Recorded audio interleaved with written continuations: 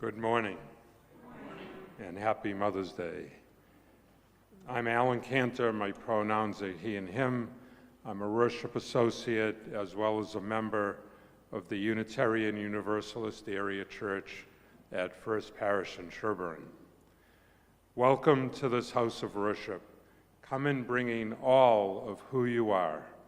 Bring your seeking soul, searching for meaning, for clarity, for hope, and for love.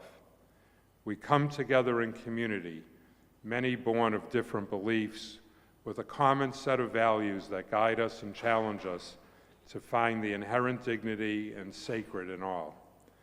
These guiding values, especially in these times, call upon us to seek out, to welcome, to stand with marginalized and oppressed people, immigrants, people of color, transgender people, LGBTQ+, all those who face hatred and political attack for who they are. We want it to be known that this church is a sanctuary from fear, a home for hope and for love. All of us, marginalized or not, are held together by covenant and by love. Let us worship together, willing to be authentic with each other, honest with ourselves, and open to outreach and connection in all of its forms. Welcome.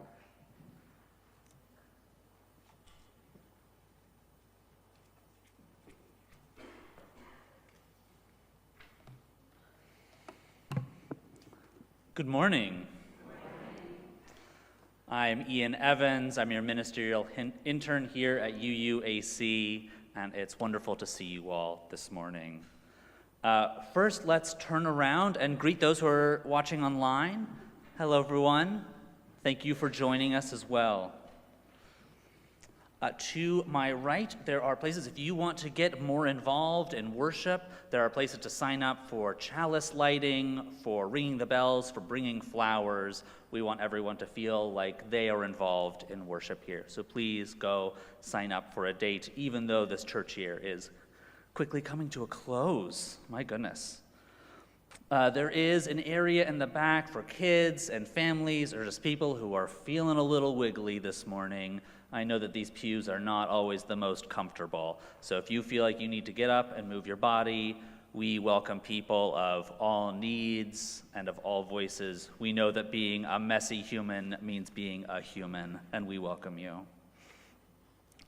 Today after Wonderbox, children kindergarten through 6th grade are going to be going to classrooms.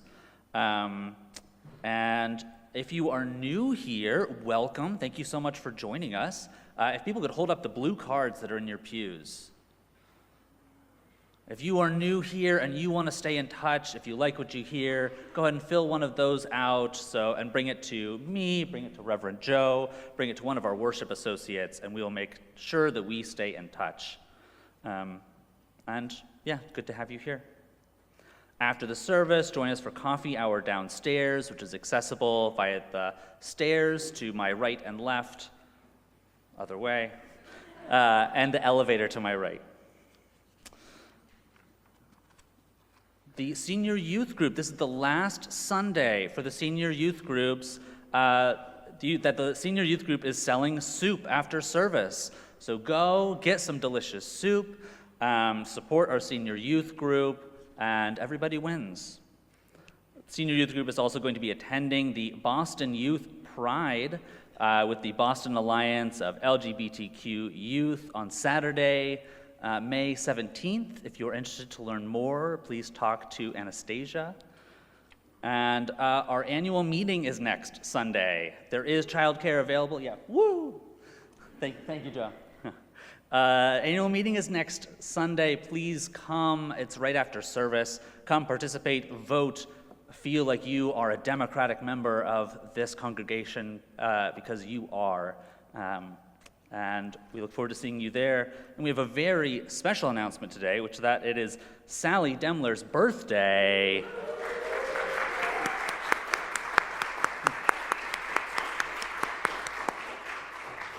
One, two, three. Happy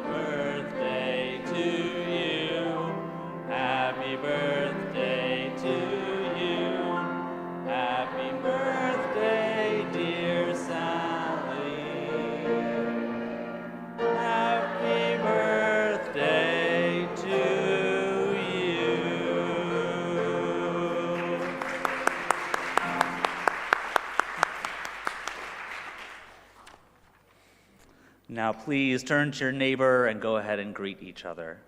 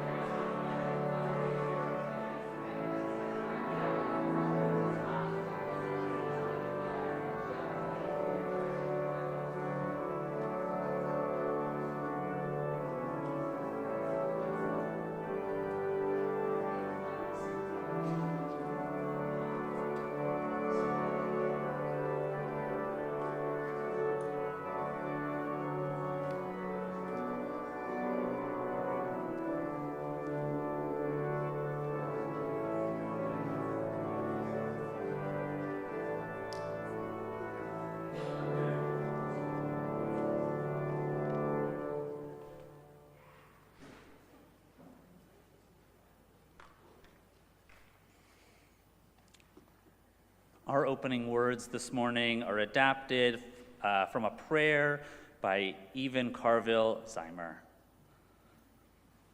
Today is Mother's Day.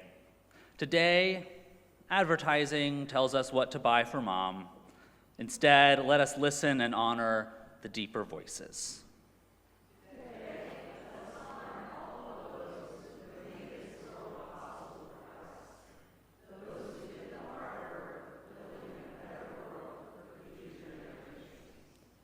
Today, let us honor the grief of those who have lost children, those who long for children, and those who, for whatever reason, cannot be in touch with their children this day.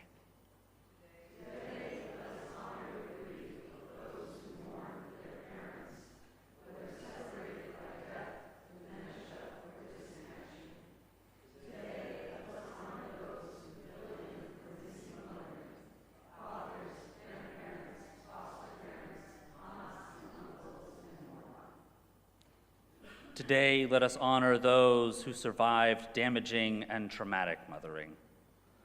Spirit of life, help them heal.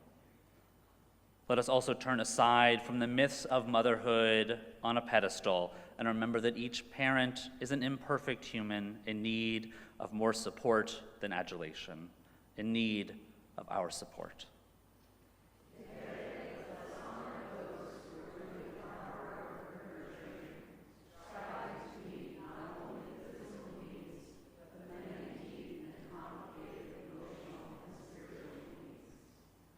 Today, with both joy and sorrow, let us be grateful for life, for those who love us, and the opportunity to nurture the future. Please rise in body or spirit for our opening hymn, number 357, Bright Morning Stars.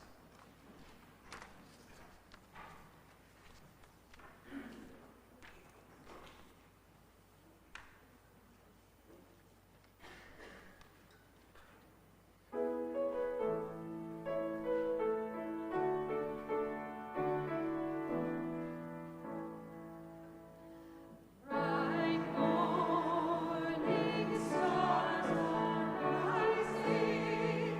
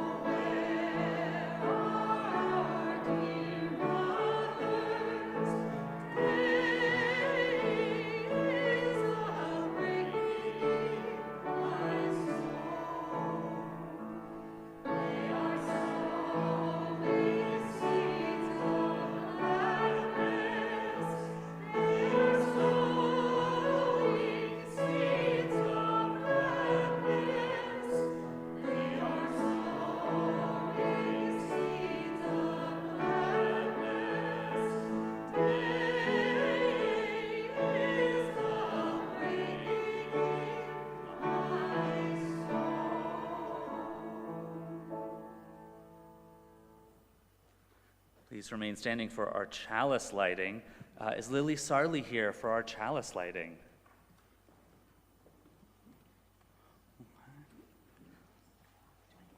No.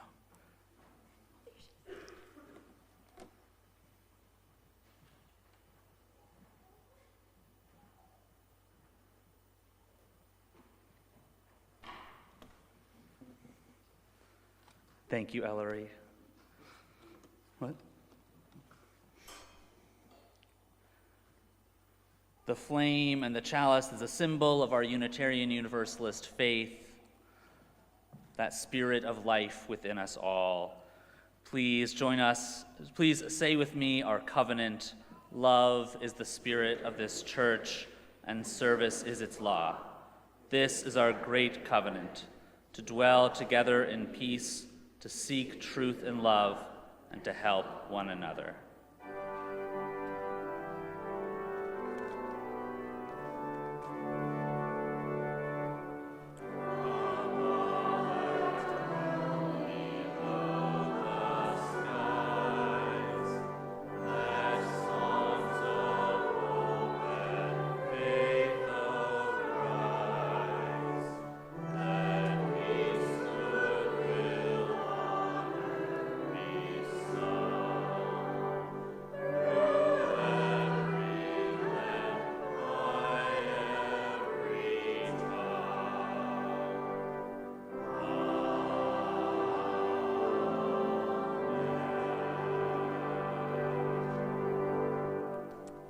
You may be seated. Though I invite forward any young folks who would like to be close and help with our Wonder Box, there's quite a number of props in here this week, so I know there's not so many kids here in person. A lot of folks are off doing Mother's Day stuff, so I could use your help. The Wonder Box is a time in our service where we use a tool, some prop or something to help us wonder about the theme of the service. Okay, the two of you are going to have a lot of work to do. All right. So I'm going to sit down here. If older folks want to help too, you're welcome if you want to feel young at heart. Great. Yes, come on down. So my name is Reverend Joe. I'm your minister for Lifespan Faith Formation. Oh, I'll let you know when it's time to open the box. You can be first, though.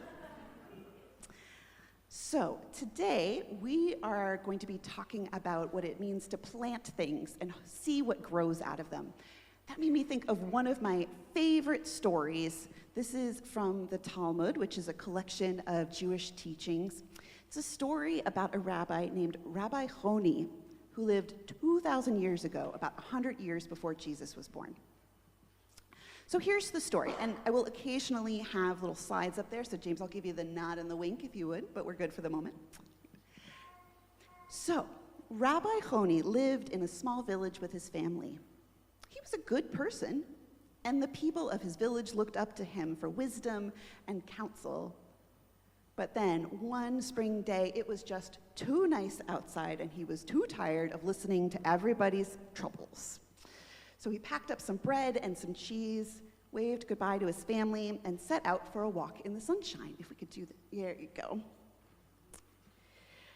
Now, after some hours walking, Rabbi Honi came upon an old woman by the side of the road. Now, here's time for our first Wonder Box item. Do you want to do the first one? We can do second row. Get this one here. Can you take this out? Can you hold it up real high so that people can see what it is? What is that? Do you know? We're going to start with just the one. What is that? A little shovel called a trowel. What do you do with that? Dig in the dirt to be able to plant things. Yeah, perfect. Can we set that down over here? Thank you. All right, we can go to the next slide too. Great, thank you. We'll have a seat. We're going to call up somebody else for the next one. Grayson maybe could do the next one if you want. Okay. Oh, hang on. Sorry. Hold on one sec. Wait. Sorry, there's a lot of coordination that's happening. I'm sorry, Rizzy. It's complicated. I got mixed up. Can you do number 3? Okay, great. Thank you. So this old woman was hard at work digging in the fresh spring earth, which smelled kind of like it smells outside right now, like fresh, like things are growing, the air is beautiful. But her wizened face was sweaty and streaked with dirt. "My dear friend," the rabbi said, "why are you working so hard? The old woman smiled and said, "I'm planting a carob tree." Now, who would like to, Gratian, did you want to do the next one, or shall Rose? Okay. So, does anybody know what a carob tree is, what a carob fruit is? Well, you can take it out of there. It's a bean, kind of like string beans or coffee beans, and it's hard to find a straight-up carob pod in Massachusetts, but what I did have at home were, what are these? Beans, yeah, some sugar snap peas. They look surprisingly like fresh growing carob pods. The black ones are when they're all ready to be picked. You'd think that they're past their prime, but that's actually when they're the best. So he saw planting carob pods. Rabbi Choni looked a little confused and said, "Well, how long will it take this tree to bear fruit?" About 70 years, said the old woman. Rabbi Choni was skeptical and said, "Are you sure that you're going to live that long?" The old woman shook her head and said, "No, I doubt it. But I found already grown carob trees in the world. And as my ancestors planted those for me, so too I plant these for my children. And I enjoy the fruits of their happiness every day." Rabbi Choni thought he understood, and he thanked her for her hard work. And then he continued on his way, enjoying the blooming spring flowers and the fresh leaves. And he walked for quite a long time until all at once he was exhausted. He found the shade of a quiet, cool cave. And if somebody would like to pick up, Rosie, do you want to do this one? And then you can do the next one. You got 3? Yeah. It's a little heavy. Three. Yeah, can you open it up? What's in there? Great. So he found his way into a cool, quiet cave, and as he slept, the cave covered itself up. So he was kind of hidden. I don't know, maybe it was magic, maybe it was just how the rocks went, but people didn't see him, and he just kept sleeping. A rock. A rock. Can you set it down? I don't know. Maybe some cave art. Cave art. Yeah. Thank you. All right. So when the rabbi awoke, he came out of the cave, pushed his way out, and the sun was high in the sky, and the day was just as beautiful as it was before. But the rabbi realized he was kind of hungry. He'd slept at least through the night. His family would be worried. He'd have to hurry home. And when he went to rub his chin, he didn't feel just the short little well-kempt beard that he was used to having. He felt something like this.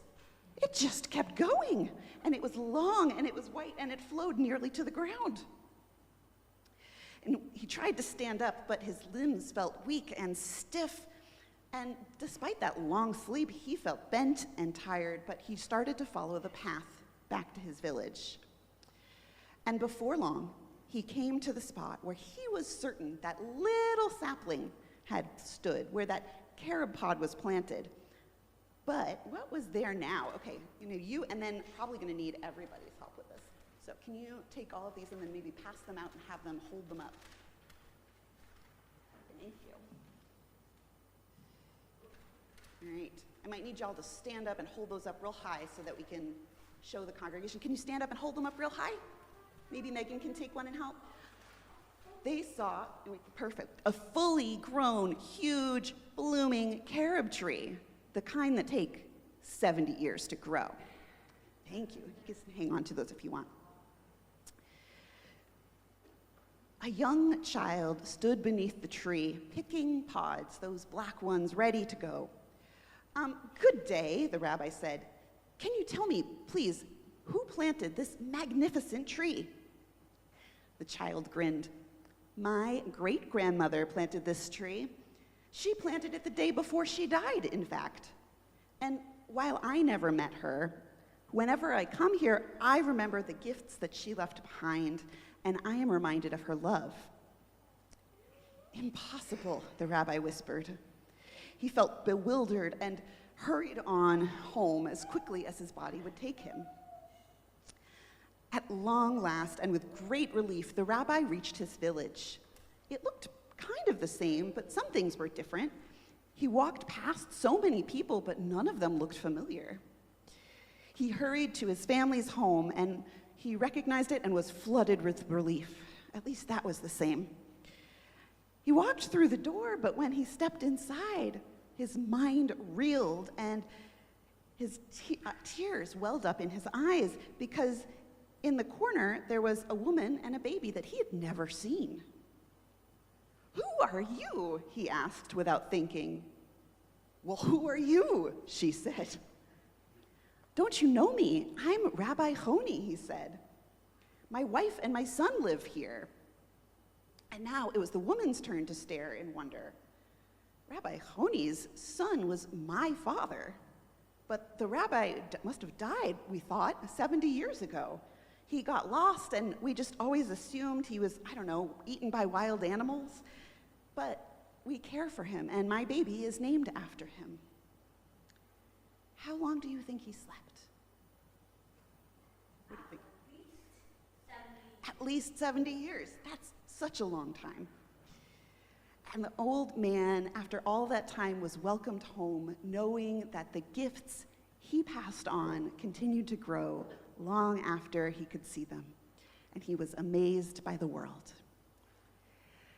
So as you go into your faith formation classes today, I hope you think about what it is you're planting, what you think will grow in your lifetime, what you think will grow beyond your lifetime, and what was growing here before you were even born. Maybe it's trees, maybe it's communities like this church that has been growing for more than 300 years. Let's see, I'd be curious to know what you find out. So with that, let's sing out our children to their faith formation programming. More than that. Yeah, you can come up here. Go now in peace, go now in peace. Thank you. May the Spirit of love surround you everywhere you may go. Go now in peace, go now in peace. May the Spirit of love surround you everywhere, everywhere you may go. I invite you now to take a more intentional breath. Slow down the pace of your thoughts if you can, and be fully present in this moment, in this room, with these beloved people. We enter a times of meditation and prayer, first with our prayer hymn for the month, "I Know This Rose Will Open." I invite you to join in singing.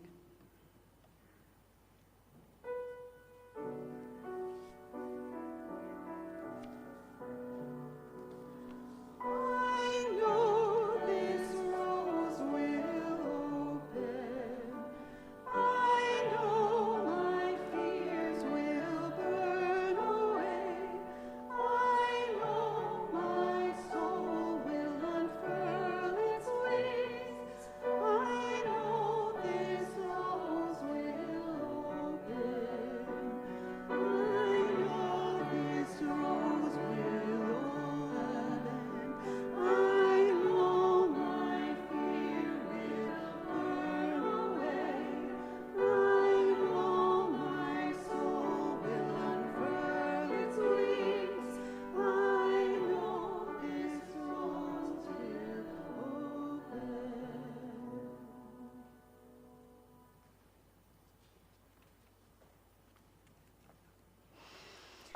We know that whenever we gather, there is so much on our hearts.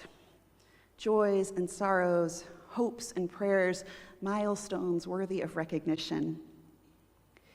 We share the prayers that have been written up and shared with us, though we know there's so much in each of our hearts. We begin with our prayers for loved ones. An anonymous card asks for prayers for discernment and whatever is next. I offer my prayers for Maya, who continues with another different type of chemo treatment. And we invite you to say the names aloud or in your heart into this room of whomever it is you offer a prayer for. Go ahead.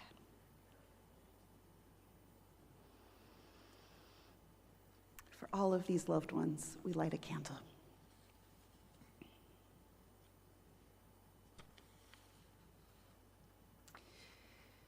We turn our attention to the outside world, maybe looking through these clear glass windows, the glorious sky and the blooming trees, knowing that sanctuary isn't just something we take in here, but we create for the world outside.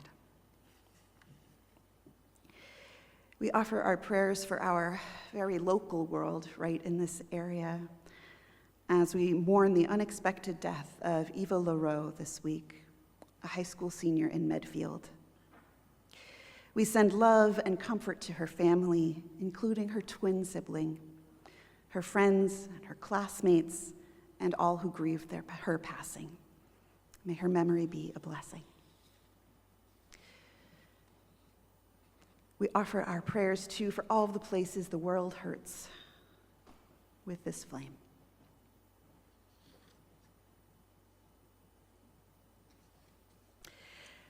And finally, we make space for gratitude. Regardless of what's going on, there are things to be grateful for and people to thank. We begin by thanking Amy Dalrymple for these gorgeous spring flowers in honor of Mother's Day. A prayer from the Paul Wisniewski family for Emma's graduation from Berkeley yesterday.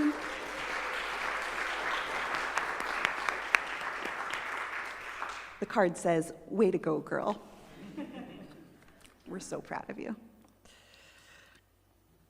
From Dawn and Kirsten, for our 3 daughters who are all wonderful mothers, and for our next grandchild due this week, may they be born in safety and in comfort. Well, as much comfort as is possible in such a situation. And finally, a prayer from Don Gage. My son, Steve, had a heart transplant over 10 years ago. He's still alive and even working full-time in medical research. We give thanks for the gift of life for all of those who are blessed with the gift of an organ, and we're grateful for those with whom we get more time. For all of the things we give thanks, we light a candle.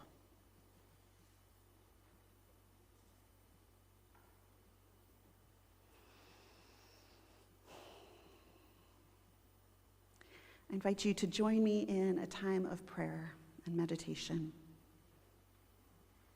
as I offer these words from my colleague Mishra Marzetti.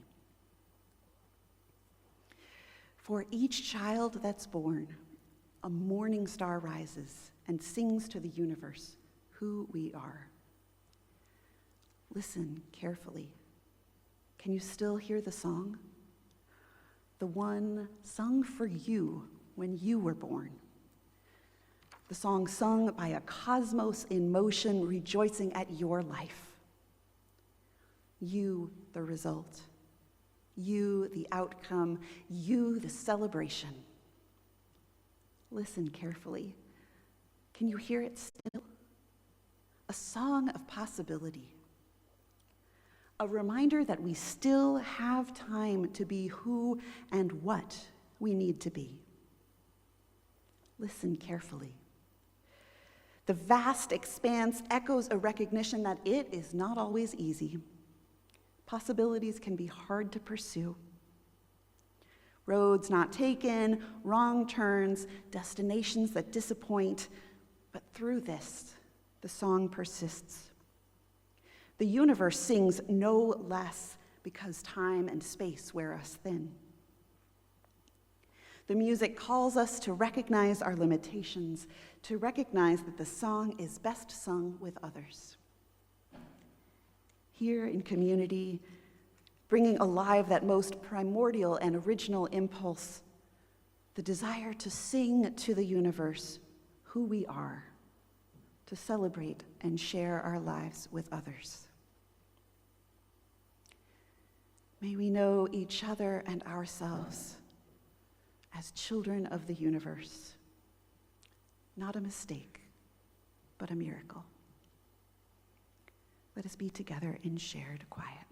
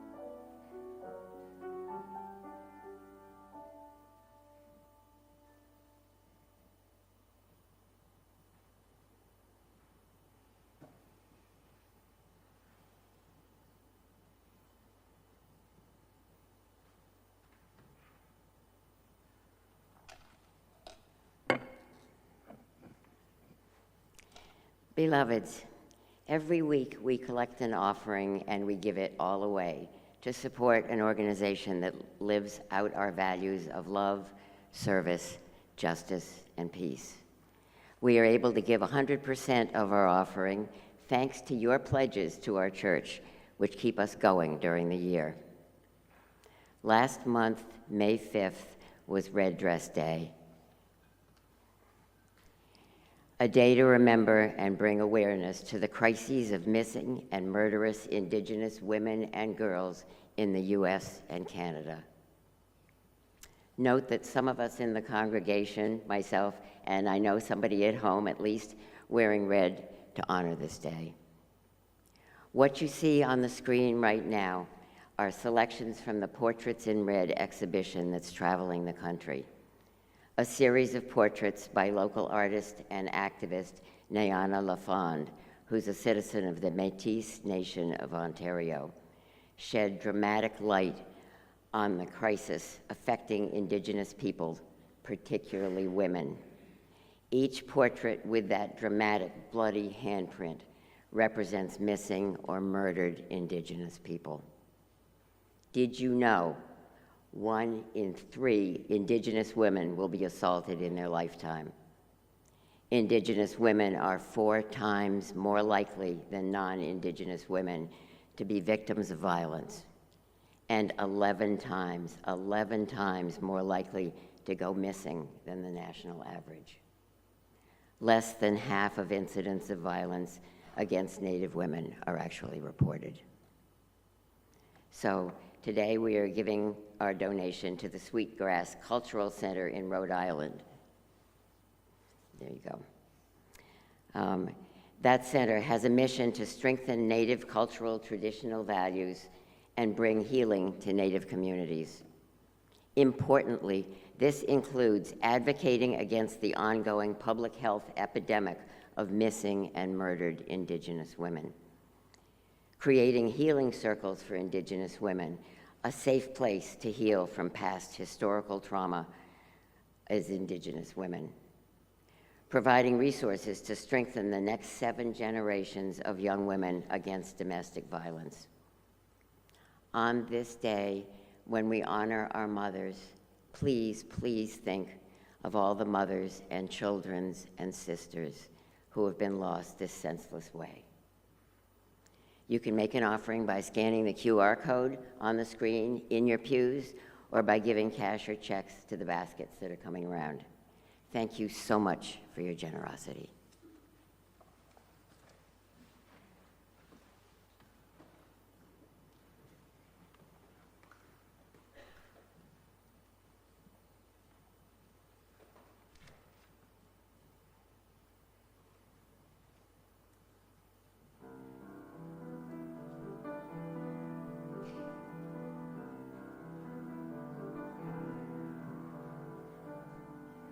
All the things you say.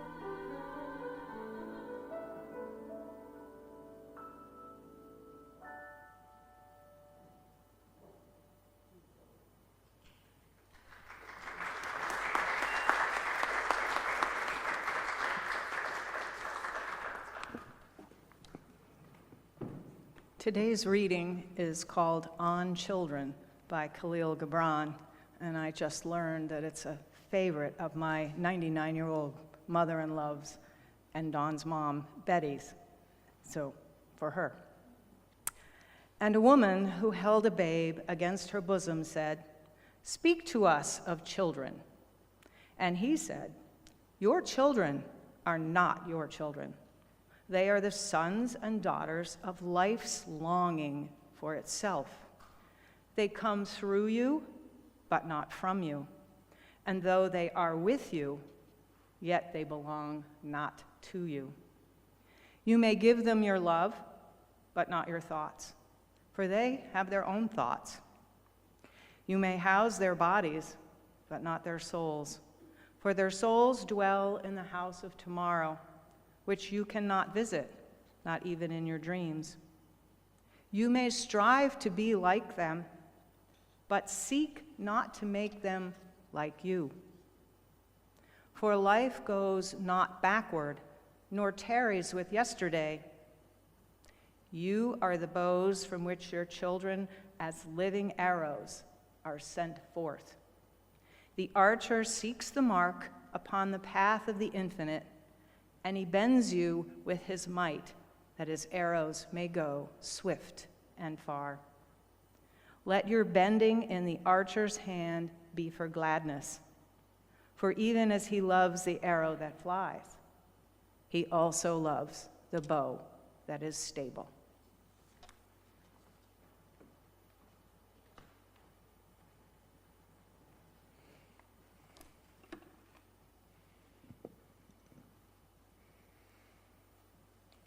Happy Mother's Day.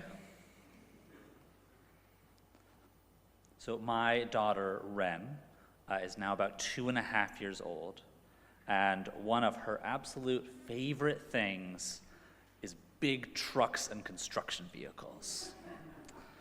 And I know that toddler loves construction vehicles and trucks is not like a breaking news headline, but it feels special to me because she didn't get it from us. My wife and I have been teaching her to listen to bird songs and learn the flowers and the trees.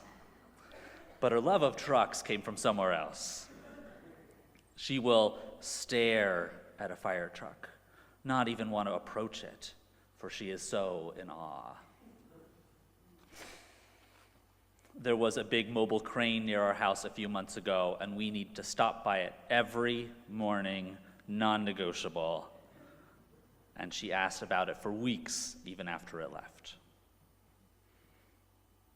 Her love of these big machines is not our doing, it's her doing, because she is not me, and she is not my wife. She is her own person, and she is becoming her own person. And that is beautiful to see. So now, we're going to make an awkward transition to talk about apples. Apples are a quintessential New England fruit. I went apple picking back when I lived in California, but I knew that I hadn't really been apple picking until I came to live in New England. And I bet most of us can rattle off the big varieties: Gala, Red Delicious, Fuji, Pink Lady, Honeycrisp. Any others?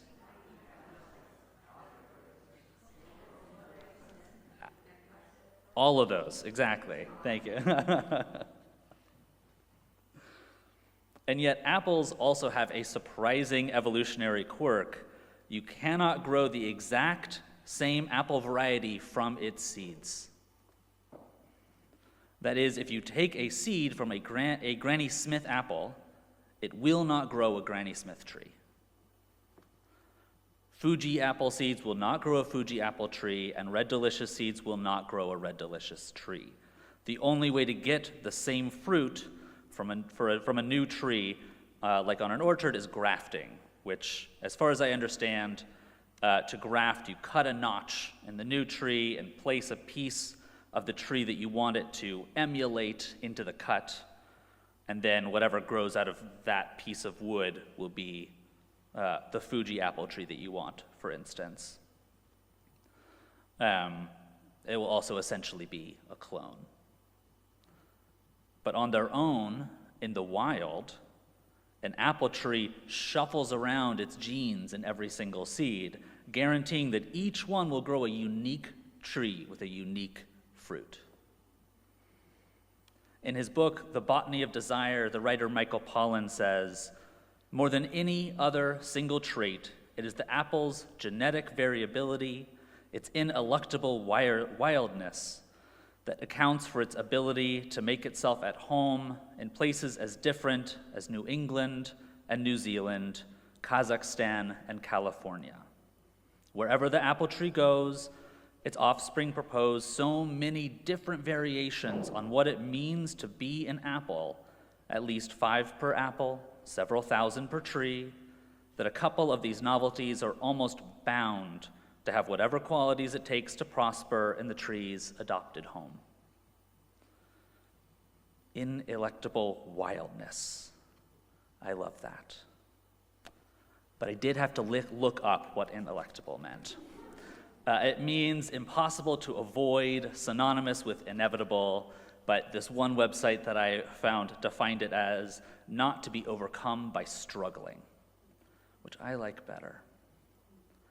Because when I think about offspring, whether an apple seed or my kids, seeing them imbued with a wildness that is not to be overcome by struggling feels right. No matter what I do, or how much we struggle to make them fit our image of ourselves, they will not be me, they will not be my wife. They will love construction vehicles, and I will be right there, not really getting it, but loving that they love to stare at the bulldozer and the fire truck. Our kids are something new. They are something wild. In our reading today, Khalil Gibran writes, "Your children are not your children. They are the sons and daughters of life's longing for itself. They come through you, but not from you. And though they are with you, yet they belong not to you. You may give them your love, but not your thoughts, for they have their own thoughts. You may house their bodies, but not their souls, for their souls dwell in the house of tomorrow, which you cannot visit, not even in your dreams." And whether or not you are a mother today or a parent, we are all responsible for helping the children of this community and the young people in our lives grow fully into themselves so that they may dwell in the house of tomorrow. In fact, if you were here last week, you made that promise in our coming of age ceremony to the youth who were here. And so today we have a ritual to honor those who nurture this next generation in all its ineluctable wildness, which again includes all of us. So we will be planting apple seeds today. You can take them home, give them water, give them sunlight, nurture it, and maybe, with a little luck, it will grow into something wild and beautiful and unexpected. In a moment, I will invite you down to press an apple seed into a cup of soil and take it back to your seat. We have wipes up here if you need that. And if you are unable to make it to the front but would still like to participate, please raise your hand. One of our worship associates will bring over an apple seed and a cup of soil for you. If you're joining us at home, I invite you to grab an apple if you have one, or just do the planting of the seed in your hand.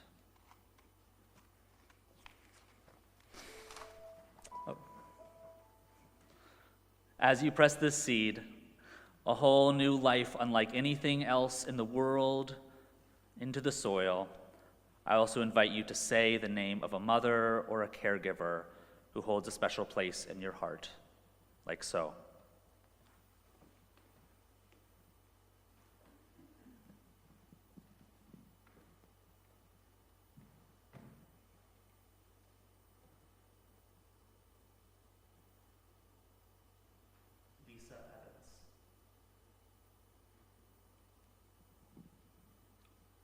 please join me now. Rise as you are able and come on up to the front.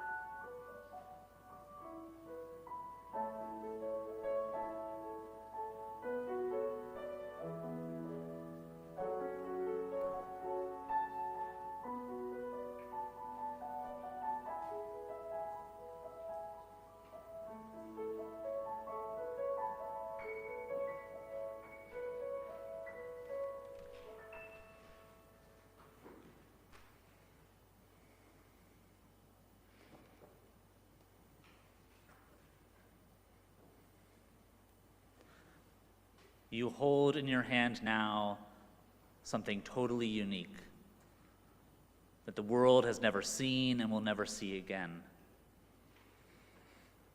Each of these seeds came from a red delicious tree, which is my least favorite apple. But luckily, they will not be red delicious trees. They will be something all their own, and I can't wait to find out what. Please rise in body or spirit for our closing hymn, number 1051, We Are.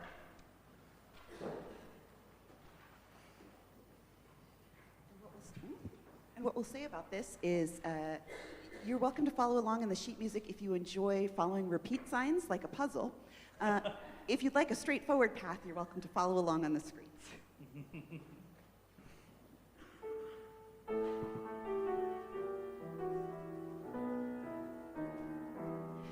For each child that's born, a morning star rises and sings to the universe who we are. For each child that's born, a morning star rises and sings to the universe who we are. We are our grandmother's prayers, and we are our grandfather's dreamings. We are the breath of our ancestors. We are the Spirit of God. We are mothers of courage and fathers of time. We are daughters of dust and the sons of great visions. We're siblings of mercy and families of love. We are lovers of life and the builders of nations. We are seekers of truth and keepers of faith. We are makers of peace and the wisdom of ages. We are our grandmother's prayers, and we are our grandfather's dreamings. We are the breath of our ancestors. We are the Spirit of God. For each child that's born, a morning star rises and sings to the universe. One more time. For each child that's born, a morning star rises and sings to the universe who we are.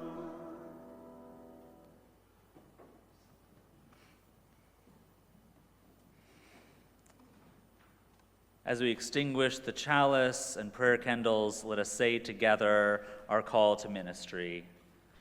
We go forth into this world in peace, to act with works of love, to affirm each person's dignity, and to cherish the living earth.